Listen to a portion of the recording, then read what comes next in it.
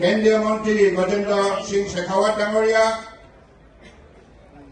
আমাৰ উত্তৰ পূৰ্বাঞ্চলৰ কোঅर्डिनेटर डॉक्टर संदीप पात्र पूरी दुनिया तालियों के साथ में उनका अभिनंदन करे कि जिस तरह से उन्होंने सबको साथ लेकर के सबका विश्वास है। प्रत्येकजन व्यक्तिये আজি একোটা অসাধাৰণ দায়িত্ব পালন জনাইছো।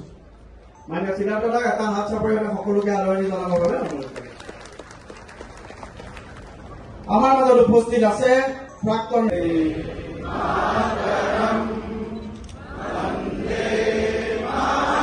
এখন গামোচাৰ সৈতে আদৰণি জনাবৰ বাবে মই অনুৰোধ জনাইছো।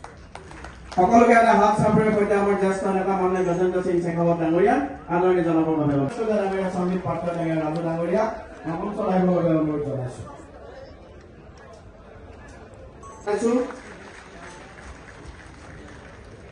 আজি আমাৰ মাজত বিশেষভাৱে উপস্থিত আছে সন্মানীয় বিশাল হাত চাপৰি মানে দিলীপ দাক আদৰণি জনাবৰ বাবে অনুৰোধ জনাইছো। भारत माता के बीजेपी जिंदाबाद, बीजेपी जिंदाबाद।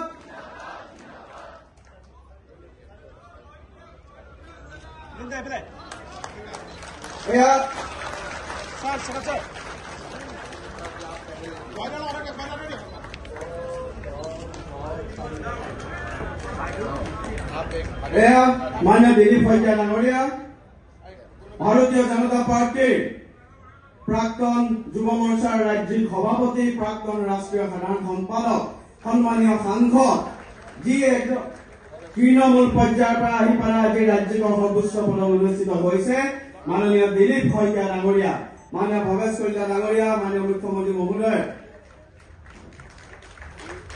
মই মাননীয় দিলীপ শইকীয়া ডাঙৰীয়াক আদৰণি জনাবৰ বাবে অনুৰোধ জনাইছো।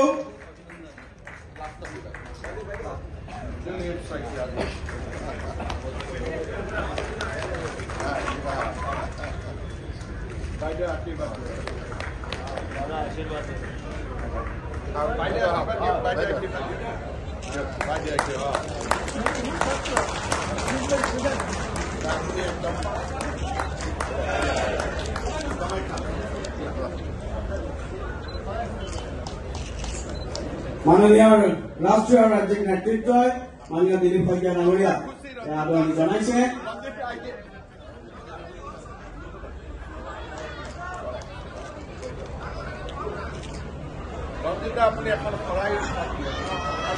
भारत माता के, भारत माता के, दिलीप शइकिया जिंदाबाद, दिलीप शइकिया जिंदाबाद, नरेंद्र मोदी जिंदाबाद, जेपी नड्डा जिंदाबाद, डॉक्टर हिमंत बिश्व शर्मा जिंदाबाद।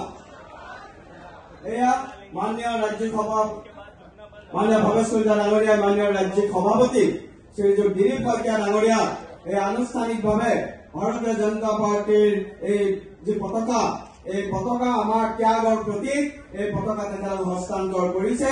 সকলোকে এটা বিশাল হাত চাপৰি থিয় হৈ পেলাই এটা হাত চাপৰিয়ে মানে দিলীপ শইকীয়া ডাঙৰীয়াক আদৰণি জনাবৰ বাবে অনুৰোধ জনাইছো।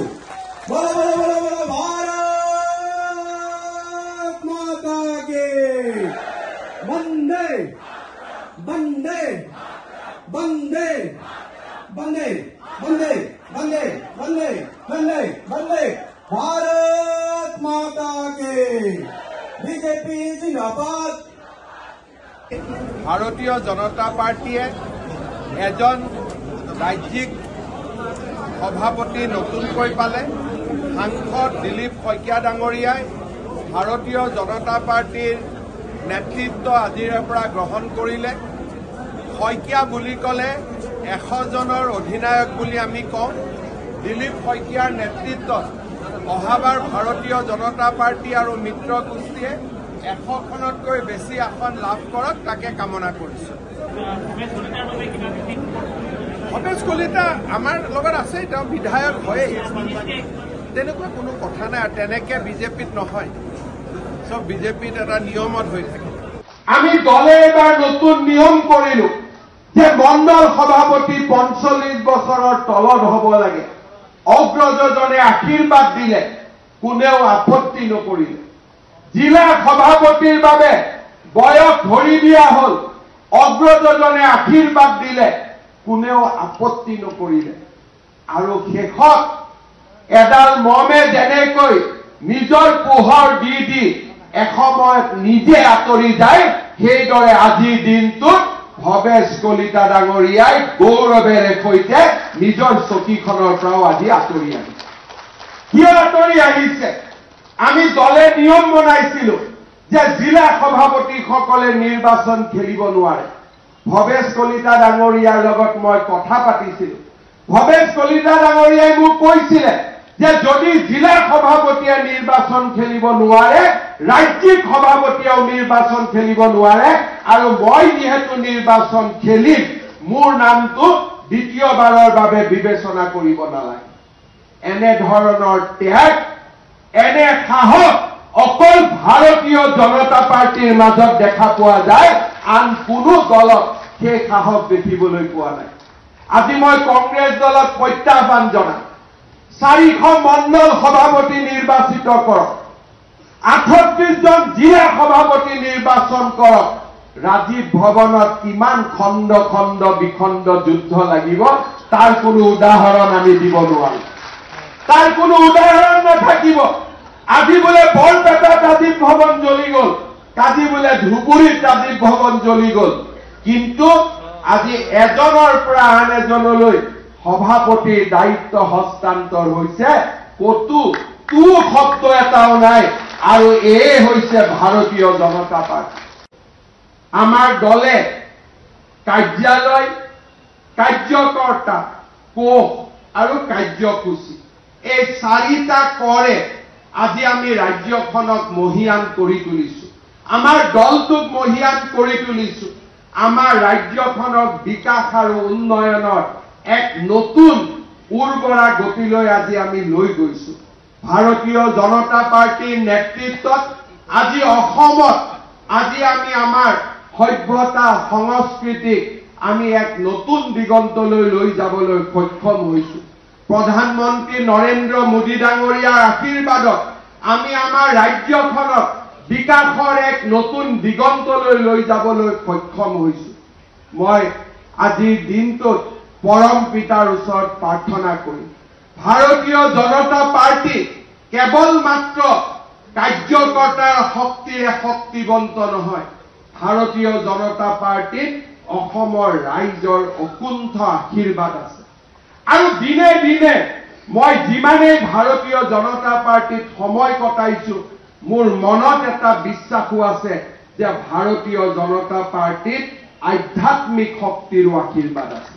নহলে ভাৰতীয় জনতা পাৰ্টিয়ে এনেকৈ কেতিয়াও এটা পৰিয়ালৰ ওচৰত দলটোক যাব নিদিয়াকৈ ৰক্ষা কৰিবলৈ কেতিয়াও সমৰ্থ নহলহেঁতেন।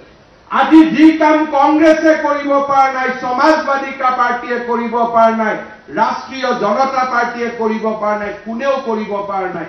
বাজপেয়ী ডাঙৰীয়াই যদি ইচ্ছা কৰিলেহেঁতেন, জনসংঘৰ দিনত যদি শ্যামা প্ৰসাদ মুখাৰ্জীয়ে ইচ্ছা কৰিলেহেঁতেন, নৰেন্দ্ৰ মোদী ডাঙৰীয়াই যদি আজিও ইচ্ছা কৰে, দলটোত পৰিয়ালতন্ত্ৰ আনিব পাৰে। কিন্তু কোনোবা আধ্যাত্মিক শক্তিয়ে ভাৰত মাৰ ৰক্ষণাবেক্ষণৰ কাৰণে, ভাৰত মাৰ সভ্যতা আগুৱাই লৈ যাবলৈ এনেকুৱা এটা দল নিৰ্মাণ কৰিছে, যি দলটো সাধাৰণ ভাৰতীয়ৰ দল হৈ থাকিব, সাধাৰণ কাৰ্যকৰ্তাৰ দল হৈ থাকিব। আধ্যাত্মিক শক্তি অবিহনে ভাৰতীয় জনতা পাৰ্টি এনেকৈ কেতিয়াও চিৰ প্ৰবাহমান সুতিত পৰিণত হ'ব নোৱাৰিলেহেঁতেন। এই দলটোৰ এজন আমি শক্তিশালী কাৰ্যকৰ্তা, এই দলটোৰ এজন আমি একোজন গৌৰৱী কাৰ্যকৰ্তা, আৰু মই আশা কৰিম দিলীপ শইকীয়া ডাঙৰীয়াৰ দায়িত্ব গ্ৰহণৰ এই শুভ দিনটোত আমি আকৌ এবাৰ নিজৰ কাৰ্যকৰ্তা হিচাপে ভাৰতীয় জনতা পাৰ্টিক মহিয়ান কৰিবলৈ আমি আকৌ এবাৰ নিজক সংকল্পবদ্ধৰে আমি প্ৰতিজ্ঞাবদ্ধ আগবাঢ়ি যাম। meters to our plot right now. 600 meters. Very near. Yeah, it's not very undertaking, but it's manageable for construction. So, of course, we are not utilizing only about 100 acres, which is about 4 lakh square meters out of the total 800 meters. और हम फरवरी में जैसे तैसे tender करा M8 is the back office, and M7 is the proposed future NCL residence. So, and the approach road outside, that's already. It is. East. So that is why he suggested from this side, from the north orientation. But we can again double check, sir. एक बार double check. There can be two roads. We'll do that, sir. We'll So that balance has to be maintained between the security Especially open and develop police. and NCC. NCC, sir. Sir, other. हम security का arrangement करते In Guwahati, Khanapara field, and there is one state level function is being arranged in Dibrugarh, sir. A letter we have written to the is by DC, sir, the DC officer. Some school children also they want to participate. Not 100 meters from the 20, 30 meters inside. So the ordinance has been decided on the meeting. Not only GMC and Dibrugarh, but other districts also should take a comprehensive cleaning drive through the municipal corporations. Next. Sir, first head is sir, venue and exhibition. So preliminary estimate. Sir 4 कंपनियों को दिया गया था sir फिकी की तरफ से sir क्या नाम sir PNI था सर नैरोफॉर्म था जेनेसिस था एंड दीपाली डिजाइन सर उसमें हमारा ये वेन्यू एग्जीबिशन में टीकी का sir this is the structure of presentation sir what issues which are required as expression sir